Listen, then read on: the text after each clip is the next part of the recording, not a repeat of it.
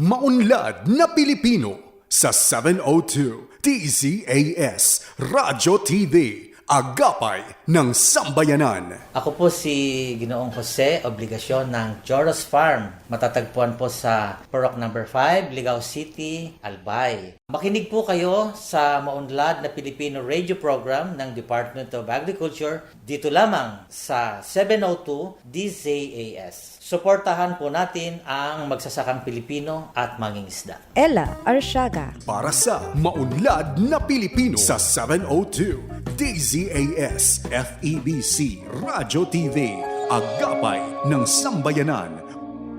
Gumigising ng maaga, panibagong hamon sa'kin ng araw na to. Magsusumikap at nangangarap para lamang sa inyo. Magandang araw mga ka-agri. Ito po ulit ang Maunlad na Pilipino kung saan hatid namin ang mga kaalaman, balita at talakayan na iikot sa sektor ng agrikultura.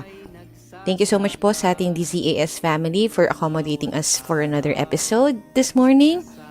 At bago po ang lahat, naisama po natin magpugay sa ating Panginoon sa pamamagitan ng panalangin. Hi Lord, thank you po dahil sa katahimikan ng sandaling ito, nayaangat namin sa inyo aming mga puso. Naway gabayan mo po kami sa pag-ibig na payapa, tapat at makatarungan. Turuan mo po kami magmahal ng may pag-unawa, paggalang at kabutihang loob. Lord, ilayo mo po kami sa mga damdaming makakasama at ihanda ang aming mga puso para sa pag-ibig na naayon sa inyong kalooban. Itinataas rin po namin ang simula, kabuuan hanggang lapag ng programang ito sa matamis na pangalan ng inyong anak na si Jesucristo. Amen. At para sa salita ng karunungan, para sa konsepto ng pagpapakumbaba, ang tunay na lakas ay hindi maingay. Magandang umaga po. Ako po si Ella Arsiaga. Ngayon po ay araw ng Sabado. Yet another for this beautiful month of December 13, 2025. And with that, wini-welcome namin kayo sa Season 7, Episode 50. Wow! Nang Maunlad na Pilipino dito sa 702 DZAS FEBC Radio TV Agapay ng Sambayanan. Sa mga kakatune in pa lamang po, we always would like to direct you sa tamang path. Tayo po ay accessible via online streaming na dcas.febc.ph.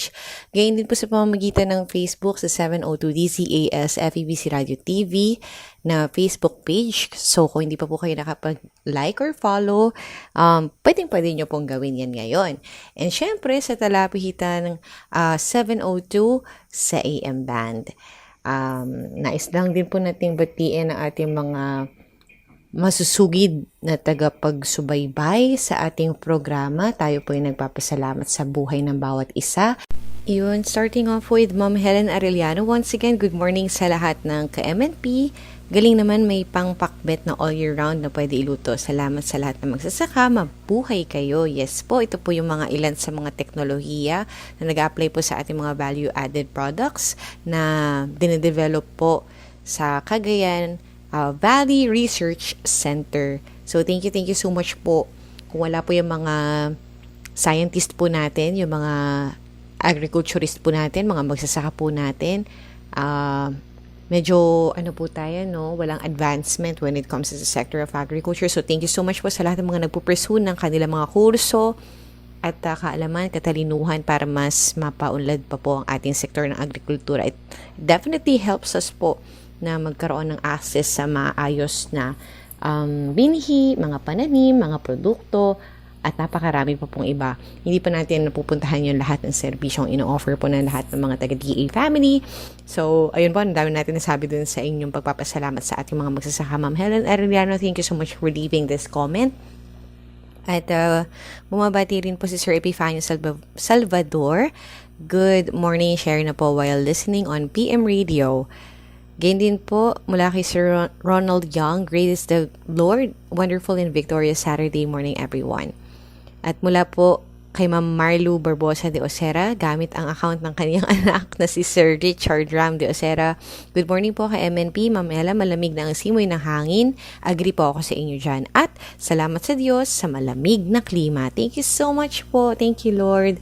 Ayun po ang mga natin dyan, mga nai-enjoy sa panahon na ito ng Kapaskuhan. At no amount can compare to our Christ celebration. Mula po yan kay Sir Epifanio Salvador. Na iba po ng County Sir ang inyong message na nilibago po ako. I-share po natin. Ako na lang po ang magsasabi. Thank you so much po. Ayun po, dagdag pa po ni Ma'am Marilu, practicing the organic gardening. Ayan, present po talaga kayo dyan, Ma'am Marilu de Osera. Thank you so much po. At mula din kay Ma'am Dulce Alicante, magandang araw. Miss Ella, ingat po. Thank you, Lord, sa bagong umaga, bagong pag-asa. Federico, mula po kay Sir Federico Jr., Termulo, mapagpalang araw ng Sabado po sa lahat. Ngiti naman dyan. Ayun no, napasmile talaga si Kuya at si Ate. Thank you so much po sa inyong reminder. At good morning din po kay Naramar S. Militar. Nakaapelido po ng aking kaibigan at newly retired na kasamahan po sa Agriculture and Fisheries Information Division, si Ate Ruby. Hi Ate Ruby. Kung sakali mang napakinggan po ito ulit ng inyong kakilala sa church, ay papaabot niya to sa inyo at kayo parehas ay binabati ko ng magandang umaga. Ayun po. So, good morning din po kay Malu Manahan and Ma'am Nora Canchela. And para po sa lahat, even though hindi po kayo nakapag-comment sa ating program, meron po tayong maraming hatid na mga talakayan para po sa inyong indulgence and amin din pong kasiyahan na maibahagi sa inyo para po lahat tayo may bagong uwing kaalaman. At dahil po dyan makasama po natin ang CDMS Chief mula po sa ATI Cagayan Valley na base po sa San Mateo, Isabela para po pag-usapan natin ang tungkol sa Farmers Field School on Low Glycemic Index or Low GI Rice Production. So, siya po ay walang iwa kundi si Chief Jimsel Salvador. Thank you so much po sa ating mga kasama sa DA Agricultural Training Institute, Central Office, lalo na po kay Sir JV Masilang para po sa bahaging ito na ating programa. Yan po ang ating Agri On Air, ating pong segment katuwang po ang Agricultural Training Institute. At bukod po dyan, tunghayan din ang ating Regions on the Go, ang Unlad Komunidad, kung saan katuwang naman po natin ang tinatawag na DA Philippine Rural Development Project at ang ating Agri-Trivia segment na kung tawagin po namin dito sa Mauna de Pilipino ay Batid ba ninyo? Muli, ayan po ang hatid namin sa inyo, isang oras sa hitik sa impormasyong ugnay sa agrikultura. At ngayon, narito naman ang ating mga kasamahang farmcasters para sa Regions on the Go. Matagumpay na naipakita ng Department of Agriculture Regional Field Office No. 2 ang malalaking inisyatiba sa corn industry development sa kauna-unahang Agri-Media Tour sa Cagayan Valley mula December 2 hanggang 5, 2025 sa Sid Hotel, Tuguegarao City, Cagayan. Nagsama-sama ang ilang mamamahayag mula sa national at lokal sa pangunguna ng DA Central Office, Agriculture and Fisheries Information Division o AFID para sa 3-day DA Agri-Media Tour 2025 na naglalayong bigyang kaalaman ang mga kalahok ukol sa current corn agricultural practices, emerging technologies at itampok ang mga success stories, gayon din ang itaguyod ang kamalayan ukol sa kahalagahan ng agriculture sector sa Cagayan Valley. Samantala, nagkaroon din ng mga lectures at discussions ukol sa corn industry, pati na rin ang field visits simula silage production, white corn value adding, hanggang sa modernong post-harvest facilities para sa mga mamamahayag mula sa lokal at national na media na patuloy na pagsulong ng sektor ng agrikultura sa Rehiyon 2. Para sa masaganang agrikultura, maunlad na ekonomiya, Castle Castillo mula sa Department of Agriculture Regional Field Office No. 2, nag-uulat. Nagsagawa ang DA Bicol ng 35th Research and Development In-House Review nitong 2 ng Disyembre sa Central Bicol Experiment Station sa Pili, Camarines Sur. Sa nasabing aktibidad, 8 research proposals tungkol sa palay, mais, kamoteng kahoy, pinya at gulay ang nagtagisan para sa taunang Best Paper Award. Ang nanguna ngayong taon ay si Engineer Yula D. Rada na tinanghal na Best Paper Awardee at Best Poster Awardee para sa kanyang pagkaaral na Standardization of Planting Materials and Time of Flower Induction for Optimized Yield of Queen Pineapple. Nasungkit naman ni Eileen R. Adante ang Second Best Paper Award para sa proyektong Performance of Cassava NSIC Registered Varieties in the Bicol Region, habang Third Best Paper si Maria Vivian Ayo para sa Market Assessment and Refinement of Veggie Chips in Camarines Norte. Samantala, si Ayo rin ang itinanghal na Best Presenter at si Jasmine M. Dasilio naman ang nag-uwi ng Best Social Media Engagement Award para sa kanyang pag-aaral na Phase 2 Development of Site-Specific Nutrient Management for Improvement of Queen Pineapple in Bicol Region. Layunin ng R&D review na tiyaking ang mga pananaliksik at proposals ay tugma sa agricultural priorities ng rehiyon, nakatutok sa pagsagot sa mga kasalukuyang hamon at higit sa lahat, nakasentro sa kapakanan ng ating mga magsasaka. Kabilang sa mga evaluator ang mga eksperto mula sa iba't ibang institusyon na sina Engineer Sandro B. Noguera ng DOST Sorsogon, Ginaline De Chavez Bocaya ng DA Calabarzon at Dr. Lester M. Narvaez na Direktor ng BICARD. Sa kanyang mensahe, binigyang diin ni OIC Regional Technical Director for Research and Regulations na si Lorenzo L. Alvina ang kahalagahan ng pagtataguyod ng mga pananaliksik na relevant, responsive at nakabatay sa mga hamon sa agrikultura ngayon. Pinagtibay naman ito ni Research Division Chief Dr. Maria Cristina Campita na nangakong lalo pang palalawakin ang suporta at mentorship upang higit pang mahasa ang mga researchers ng DA Bicol. Ayon sa kanya, layunin ng division na makapaghatid ng mga inobasyong tunay na makapag-aangat sa agrikultura sa buong rehiyon. Dumalo rin sa aktibidad ang mga facility heads, ROS superintendents at mga mananaliksik mula sa iba't ibang probinsya ng Bicol. Ito po si Bettina Andrea Belen para sa DA Rafis 5.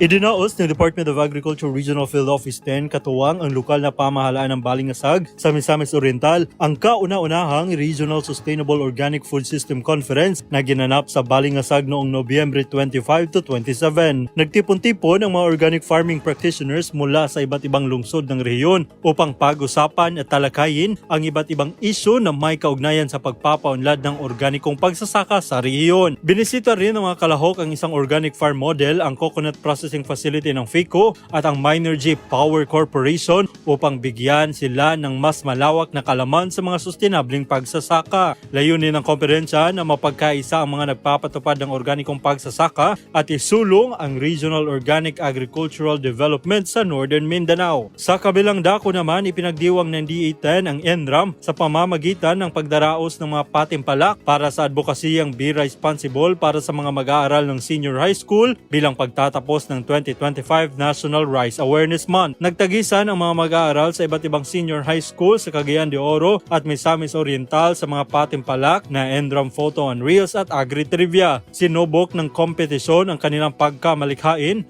at kaalaman sa pagsusulong ng panawagan para sa responsableng pagkonsumo ng bigas. Sa pamamagitan ng Be Responsible Info Advocacy Competitions, hinimok ng ahensya ang mga kabataan na maging aktibong bahagi sa paglikha ng kamalayan hingil sa kahalagahan ng industriya ng bigas sa ekonomiya ng bansa at isulong ang mga proaktibong hakbang upang suportahan ang mga Pilipinong magsasaka. Wagi sa Reels Contest ang Cagayan de Oro National High School Senior High School, wagi naman ang Lapasan National High School sa Photo Contest at ang Gusa Regional Science High School sa Agri-Trivia. Mula sa DA Northern Mindanao, J. Edpan, maraming salamat. Bagong FMRs, mas pinabilis ang pagbiyahe ng libu-libong magsasaka sa Davao de Oro. Mas madali at mas mabilis nang madadala ng libo-libong magsasaka sa Davao de Oro ang kanilang ani sa merkado matapos i-turnover ng DA11 ang 6 na bagong farm-to-market roads sa 4 na munisipalidad ng probinsya. Ayon kay DA11 RTD for Operations Marian Constantino, malaking tulong ang mga kalsadang ito sa pagpapababa ng gasto sa biyahe, pagpapabilis ng delivery ng produkto at pagtaas ng kita ng mga magsasaka. Nagkakahalaga ng 123 million at may habang 4.3 kilometers, sakop ng mga proyekto ang Maragusan, Montevista, Compostela at New Bataan. Kabilang dito ang pinakamalaking FMR sa barangay New Albay, pati na ang iba pang kalsadang nag-uugnay sa mga barangay at purok para sa mas maayos na daloy ng produkto at serbisyo. Inaasahan ng DA na ang mga bagong kalsada ay magpapagaan sa biyahe lalo na sa panahon ng tag-ulan, suporta sa lokal na kabuhayan at magbibigay ng mas ligtas na ruta sa mga residente. Ito po si April May Kadungog mula sa Department of Agriculture, Rehiyon 11, nag-uulat. Ella Arsiaga. Para sa Maunlad na Pilipino sa 702 DZAS FEBC Radyo TV, Agapay ng Sambayanan. At para po sa edisyong ito ng Agri On Air, para po sa mga bagong kilala sa segment na ito, ang Agri On Air po ang ating segment. Kasama po ang Agricultural Training Institute. Sa pakikipagtulungan po natin sa ATI, tayo po ay nagkakaroon ng mga discussion at mga panauhin na magpapaliwanag sa atin ng mga bagong teknolohiya, bagong mga produkto po na kaugnay ng ating sektor ng agrikultura. At para po sa araw na ito, makasama po natin ang CDMS Chief po ng ATI or Agricultural Training Institute sa Cagayan Valley, na base po sa San Mateo. Isabella, welcome po sa ating program Sir Jim Salvador na magpapaliwanag po sa atin o ikikwento po sa atin ang tungkol sa low glycemic rice. Once again, sir, welcome po sa ating programa. Yes, ma'am. Good morning po sa ating lahat. Sa mga tagapakinig ng ating programa ngayong araw po na ito. Ayun. Kinagagalak po namin na makasama po kayo sa araw na ito. Sir, pwede po ba nating maipaliwanag lang ng konti? Ano po yung ating tinatawag na CDMS? I mean, para po sa mga hindi po familiar dito, ano po yung ginagawa natin sa inyo pong tanggapan? Okay. So, muli, maraming salamat po, ma'am, sa opportunity na makasama at mapabilang sa programang ito. Para po sa kaalaman ng lahat, ang CDMS po ay Career Development and Management Section. So, yung sector po ito or section po na ito sa aming tanggapan, kami po ang nagkakandak ng mga capability building programs, training programs, scholarship, and ganun din sa ating mga internship program po ng Agricultural Training Institute. Ayan.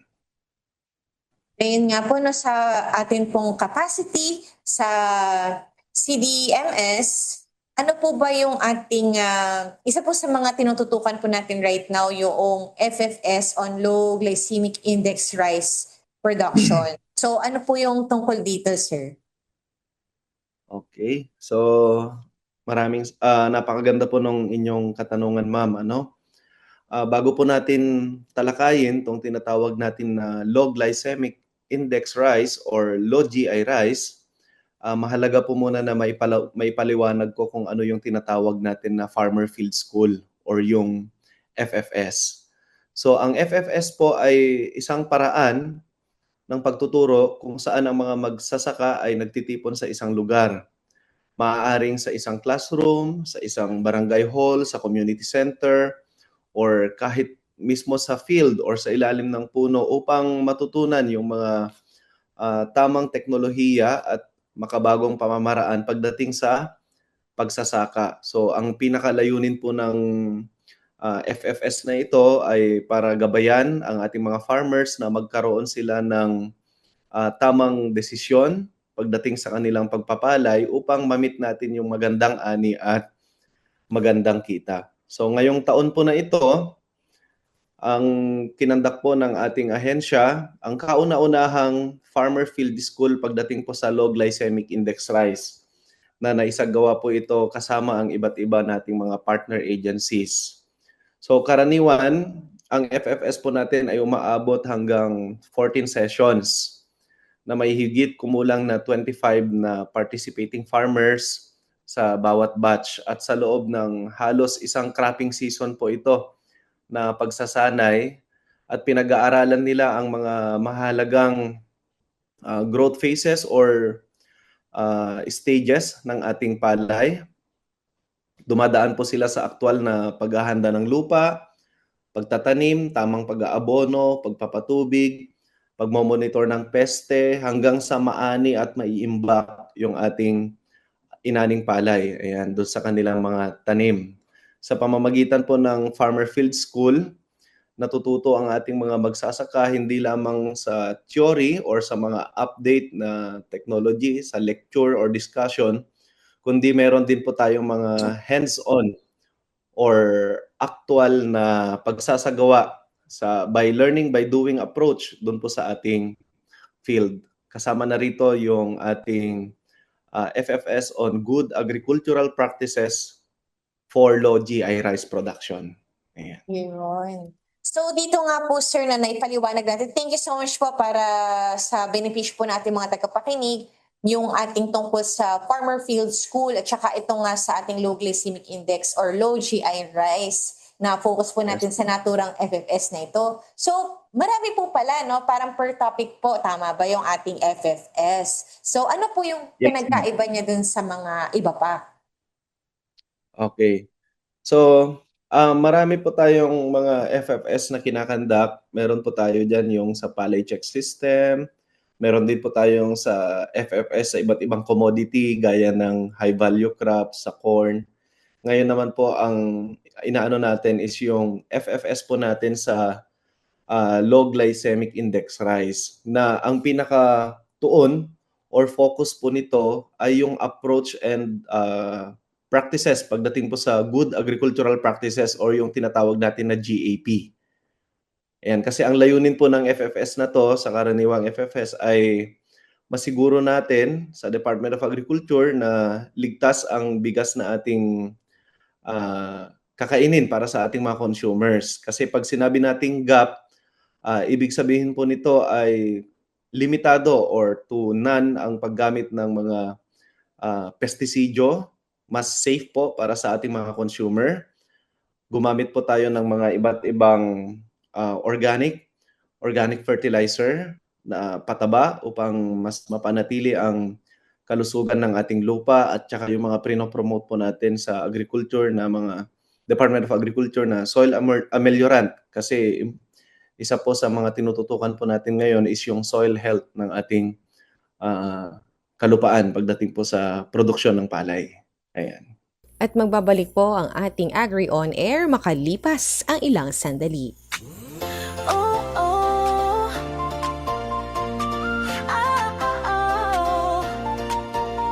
Hindi madali ang landas ng organiko, pero sa dulo nito tagumpay ang nakatago. Buhay ng magsasaka, konsumer ay pinapahalagahan para sa kinabukasan. Huwag tayong ihinto sa OA.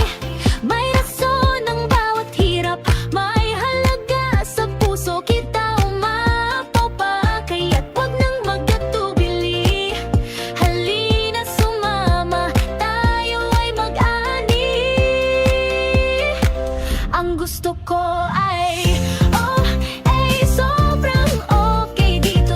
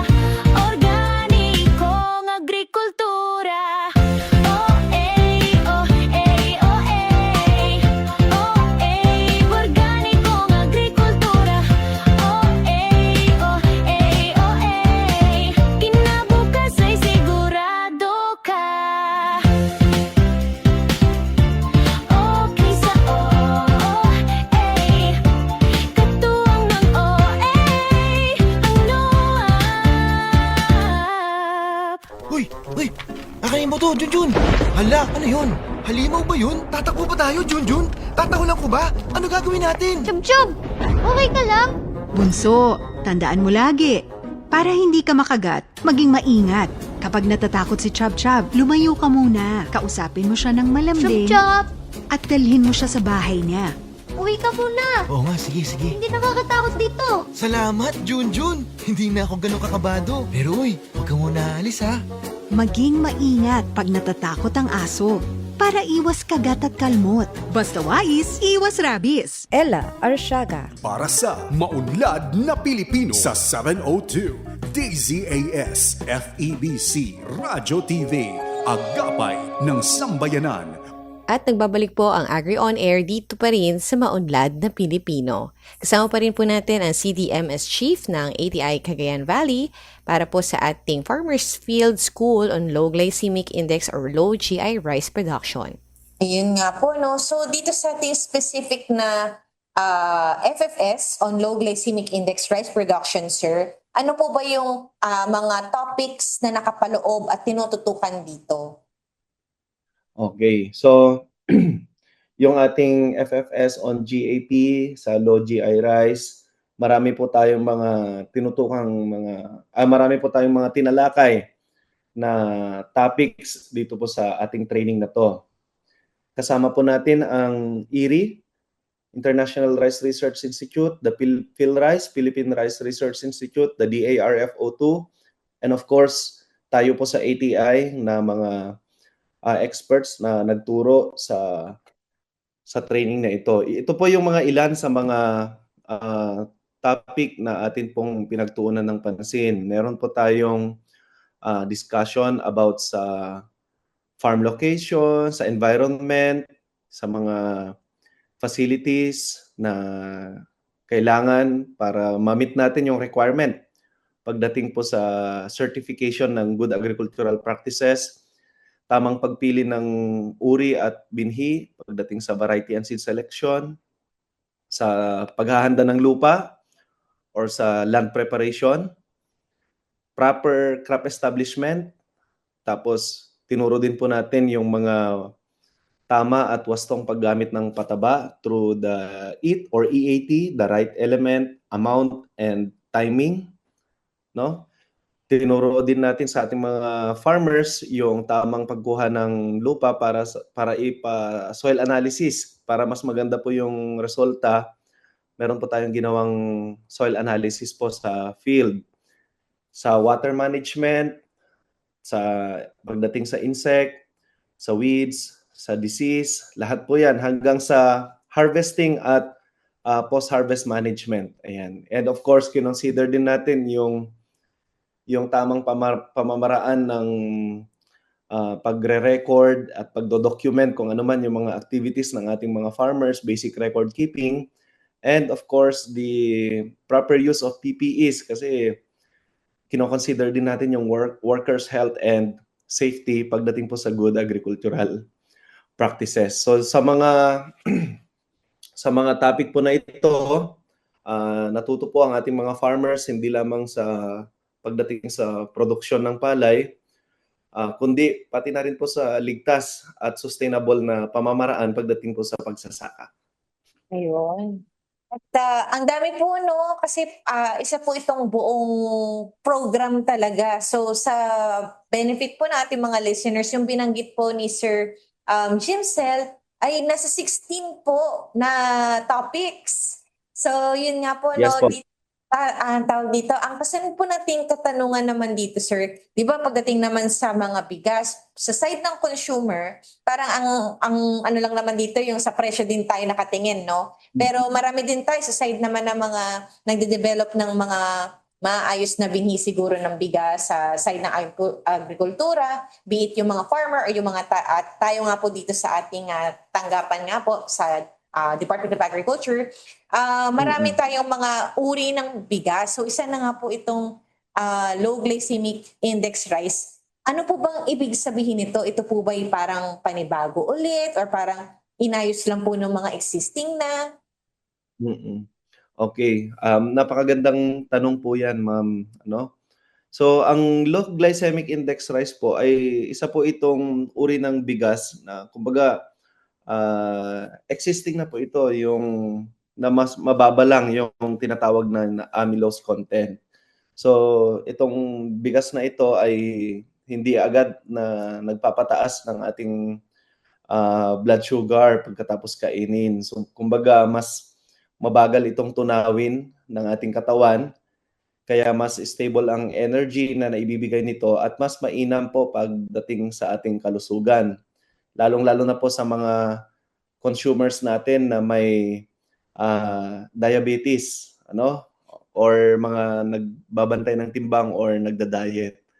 At ang dahilan kung bakit mababa ang glycemic index ng ganitong bigas ay mas mataas po yung fiber nito, at dahil dito, mas mabagal yung pag-absorb ng asukal sa dugo. So madaling sabi, ang low GI rice ay mas malusog, mas hindi ito bigla ang pagtaas pagdating sa blood sugar. At magandang option po ito para sa mga health conscious nating mga consumer, kasi tayong mga Pilipino, pagdating sa kanin, parang kumbaga laging kasabihan, rice is life. Rice is life. Ayan. So ang halimbawa po ng variety na prinomote po natin sa ating kauna-unahang demonstration ng low GI rice dito sa buong Pilipinas ay yung PSB-RC 86 na galing po ito sa International Rice Research Institute. Ayan. Okay? Nakakatuwa naman po na sir, nabanggit nyo yung maayos na option para po sa ating mga, syempre tayo yung mga kakain, lahat naman nag-apply, no? So parang meron tayong conscious na pag-iisip about sa mga choices natin, hindi lang tayo nakatingin sa presyo, pero dun sa benepisyo nito in terms sa ating kalusugan or with regards sa ating kalusugan. At maganda po kasi marami dito marami sa atin yung parang yun, blood sugar na yung mga nagiging consideration sa pang-araw-araw. At dahil nga po dyan, dito sir sa ating FFS on low GI rice po, bakit po natin naisip na i-offer po yung ganitong klaseng pagsasanay? Okay. Napakaganda pong katanungan yan, ma'am. Kasi dito po sa Cagayan Valley ay maganda po yung ating working relationship with the DARFO2, the Regional Field Office sa RICE program. Meron po tayong mga series of workshop and consultations na conduct, and then isa po yan yung pag-establish ng kauna-unahang low GI rice. At naging parte po natin dito is yung pagsasanay sa ating mga farmer beneficiaries. Katuwang po natin dyan at ang nag-lead po ng ating program, kasama po ang DARFO2, PhilRice, yung ETI po dito sa Cagayan Valley, at ng International Rice Research Institute. Dahil dyan, nagsama-sama po ang ating mga partner agencies upang isagawa itong pagsasanay na ito, yung promotion ng low GI rice na ito, upang matulungan yung ating mga farmers na mapataas ang kita sa pamamagitan ng pagtatanim at pagbebenta ng low GI rice. Ayan. So bukod po sa kita, naniniwala po tayo na ang proyekto ay makakatulong rin sa pagpapababa ng pagtaas ng kaso ng mga diabetes dito po sa Pilipinas. Ayan, sa pamamagitan ng pagtangkilik sa mga ganitong healthier options in terms of rice. Ayan. So hindi lang po ito, marami po tayong mga pinopromote na healthier options pagdating po sa rice. Meron din po tayong brown rice, itong bago ngayon, itong low GI rice, ayan, na maaari pong i-consume ng ating mga consumers. Ayan. Yes, ma'am. At ayun po, para po sa ating segment na ito ay kumbaga abangan po natin ang katuloy ng ating diskusyon sa mga susunod po nating episodes, pagkat yun lamang po ang oras na meron po tayo para sa araw na ito. Once again, abangan po natin ang ating talakayan tungkol sa FFS on low GI rice production sa ating mga susunod na episode. At narito po ang Unlad Komunidad o UK. Dito po ay katuwang natin ng Philippine Rural Development Project. Ngayong umaga, hatid po sa atin ni Ram Bill Bautista ang ating Unlad Komunidad.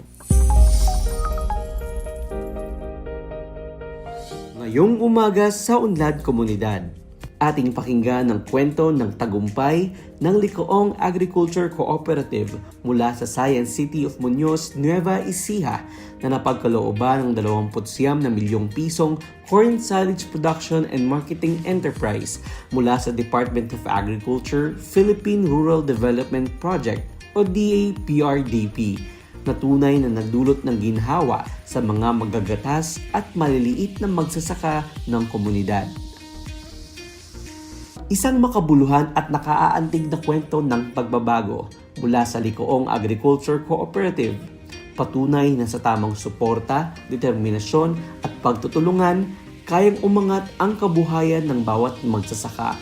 Nung wala pa po yung PRDP, ang unang-unang pinagkakitaan ho namin is yung gatas talaga.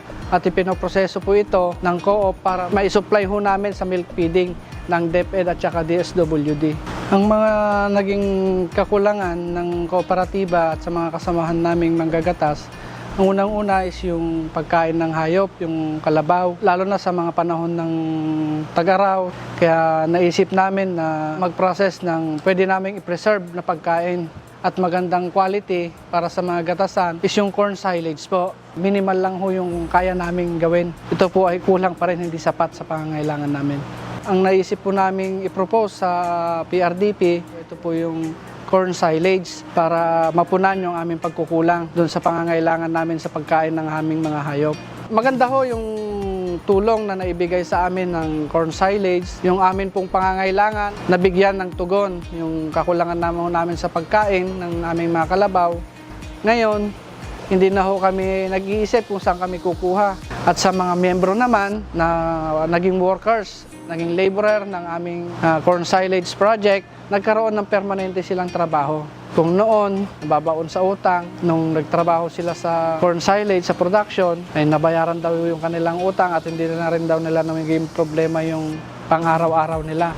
Yung ganong bagay po is masarap pakinggan.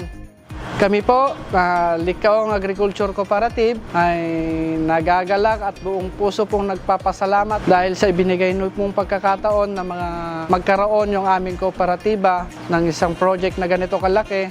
At kami po yung nangangako na ito pong project nito ay amin pong pagyayamanin at upang maging hindi lang po yung aming mga miyembro ang magbenepisyo nito, kundi ang buong komunidad ng Licoong.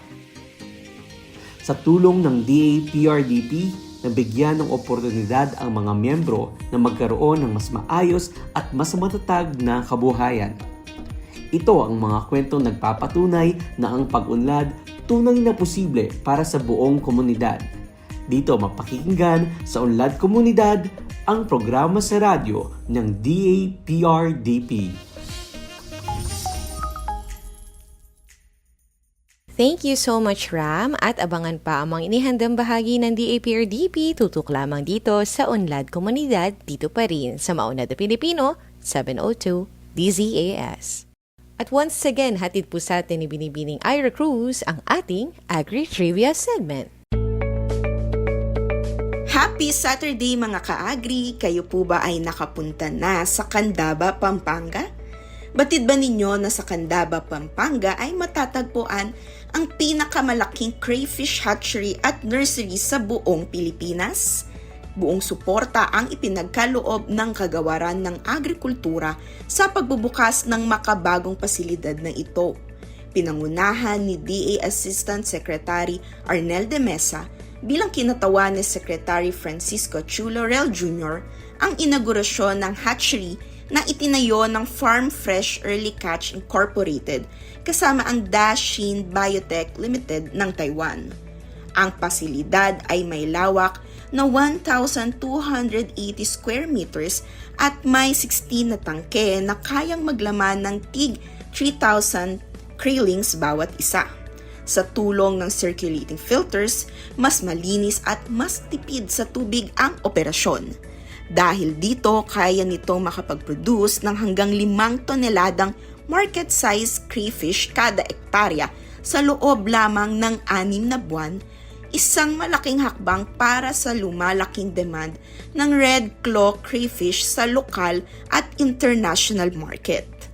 Ibinahagi ni Farm Fresh Executive Director Rafael Pelayo na target nilang palawakin ang operasyon hanggang 1,000 hektarya at magtayo pa ng karagdagang nurseries sa Laguna, Visayas at Mindanao.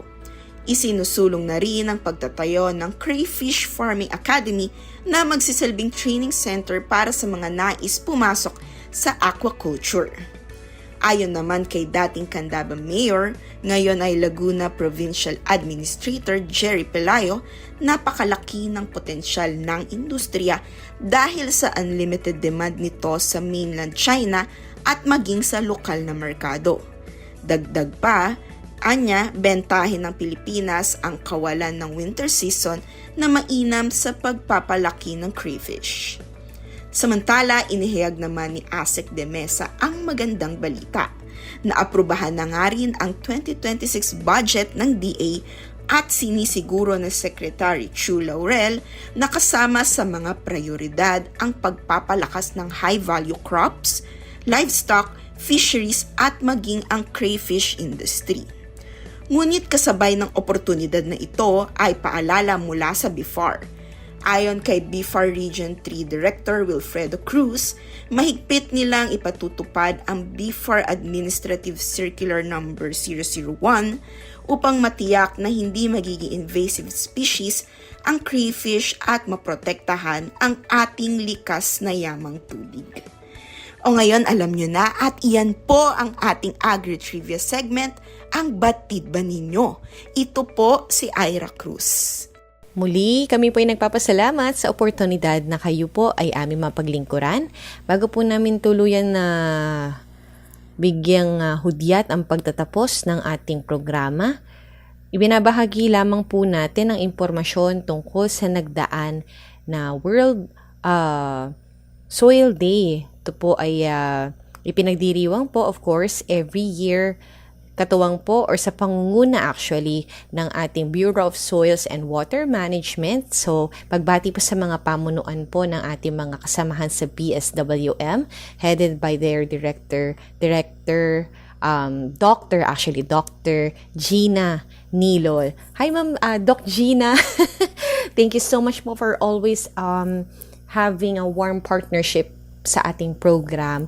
Lagi po ninyo na-acknowledge po. Hello din po kay na Ma'am Jaja, Ma'am Pet, Ma'am Ara, Dr. Enoch, Sir Van. Thank you so much po sa bumubuo po ng inyong information team at lahat po ng mga kawani po ng BSWM para po sa ating smooth and efficient na paghahatid ng impormasyon. Kagaya na nga lang nito na yung sinasabi natin tungkol sa ating ipinagdiriwang din first week of December ang World Soil Day. So that's every December 5, for this year nga po, no, ang celebration nila is last December, of course, 5, 2025, and ang tema naman ay Healthy Soils for Healthy Cities.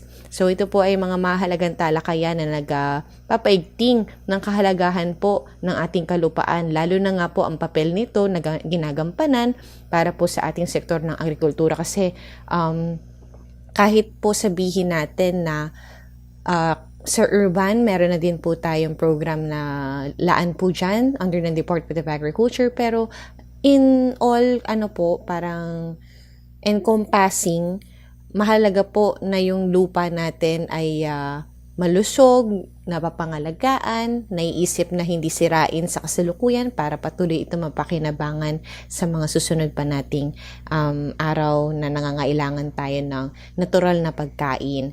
So nabanggit ko yung urban kasi di ba baka sabihin nyo, kaya naman natin magtanim sa yung may kung tawagin ay hydroponics, di ba po, ibang klaseng teknolohiya din po ito na bumubuhay din po ng mga limitadong uri ng mga halaman o na maaari nating kainin, pero mostly po talaga ay kailangan maitanim po natin sa malusog na kalupaan. So yun po ay mga ilan sa mga talakayan nating binabanggit o kumbaga natatouch kapag ipinagdiriwang po sa pangunguna once again ng DA Bureau of Soils and Water Management, bilang sila po ang may mandato pong bureau po sa ilalim ng Department of Agriculture para sa mga ganitong talakayan at mga proyekto, mga programa. So for more information, magtungo lamang din sa kanilang mga official channels para po sa inyong mga naiisip na collaboration with them. Maaaring isang katanungan lang ang nag-iintay para po maisakatuparan nyo yung mga proyekto po ninyo na sila po yung makakapagbigay ng serbisyo. Lahat po ng mga kasama natin sa BSWM at sa lahat po ng sangay pa po ng Department of Agriculture ay happy to assist you. Napakarami po mga projects po, baka hindi lang po natatap. Ayun. And ayun nga po yun dun sa ating World Soil Day. So tandaan, that is every December 5. So 5th of December every year. Ayun, para mabubulol pa tayo dun sa mga kasi parang 5 and 2025 this year. So, meron pa po tayong impormasyong hatid. Ayun nga po yung katatapos lamang po natin nung nakaraang taon. Nagumpisa po noong November 25 actually ang pakikiisa po ng Department of Agriculture sa 18-day campaign to end violence against women. So, yan nga po, United Vow Free Philippines. So, ito po ay sa pangunguna naman po pagka sa Department of Agriculture ng ating Gender and Development Focal Point System. So, sa mga kasamahan po natin, maraming salamat po. And through AFID po, meron kaming focal persons dyan. Thank you po, Ma'am Imari, for providing us yung information tungkol dito para mabanggit natin right now. Ano pa ba? Of course, magbabalik po tayo ulit next Saturday. But before those information, like what we always say sa inyo po, nagpapasalamat kami sa aming opportunity. It is an honor to serve you this way. Ang Maunlad na Pilipino ay programang pang-radyo hatid sa inyo ng Department of Agriculture, Agriculture and Fisheries Information Division. At para po sa pagkain kaisipan na mula sa aklat ng Genesis, Kabanata 50, talata 20 hanggang 21, masama nga ang inyong ginawa sa akin, subalit ipinahintulot niyo ng Diyos para sa kabutihan, at dahil dooy naligtas ang marami ngayon. Kaya, wag na kayong mag-aalala, ako ang bahala sa inyo at sa inyong mga anak. Napanatag ang kanilang kalooban sa mga sinabing ito ni Jose. Mula po sa Department of Agriculture, inyo pong napakinggan ang edisyong ito na Maunlad na Pilipino dito sa 702 DZAS FEBC Radio TV, Agapay ng Sambayanan, na may himpilan sa Ortigas Center, Pasig City at Kasapi po sa kapisanan ng mga broadcaster ng Pilipinas o KBP. So once again po, thank you so much sa aming DZAS family na katuwang sa programang ito na every week na lang pong ginawa ng Panginoon. Thank you so much po for your extended patience sa amin. Ganun din po sa mga remaining episodes po natin this year. And hopefully po, smoothly po, we transition to January of next year, 2026. At sa inyo po mga listeners, kung meron po kayong mga comments, suggestions, or nais parating po sa ating pamamalakad ng programa, ay pwede po natin itong ipagbigay alam or ipabatid, i-communicate po sa aming official email address. That would be afid@mail.da.gov.ph. Meron din po pala tayong Facebook, facebook.com/maunladnapilipino. At meron din po tayong, of course, the official channels po for the Department of Agriculture. That would be facebook.com/DA Central Philippines. I think the same goes for TikTok and Instagram, also at DA Central Philippines. For YouTube and X, that would be DA Central PH. And with that, we also share yung ating secretary po, si Secretary Francisco P.T.O. Laurel Jr. Siya po ay may mga official channels din. Meron din po siya sa Facebook and TikTok. So, tunghayan po ninyo doon yung mga documentation po ng ating mga ginagawa ng kalihim. Kalihim po. At mga kawani na rin as well ng ating Department of Agriculture na maaari pong hindi ninyo na-catch on the news. So, marami pong updates dyan ang ating mga activities po with regard sa ating Department of Agriculture. So, ayun na nga po, no, magbabalik po kami sa susunod na Sabado. Samahan nyo kami ulit sa ganap na ika-alas 5 hanggang alas 6 ng umaga. At sa lahat po ng mga bumubuo ng programang ito, mula po sa AFID, sa RAFI, sa lahat po ng opisina ng aming natatapik para po sa tulong. Maraming salamat po sa inyong lahat. Siyempre po kasama po natin sa AFID si Binibining Ira Cruz, tagapagtaguyod po ng ating Agri-Trivia segment na Batid ba ninyo? Ito po ang Maunlad na Pilipino, hanggang sa muli magtanim ng pangarap, mag-ani ng tagumpay para sa masaganang bagong Pilipinas. Ako po si LR Siaga. Enjoy the rest of the weekend! Maunlad na Pilipino sa 702 DZAS Radyo TV, Agapay ng Sambayanan.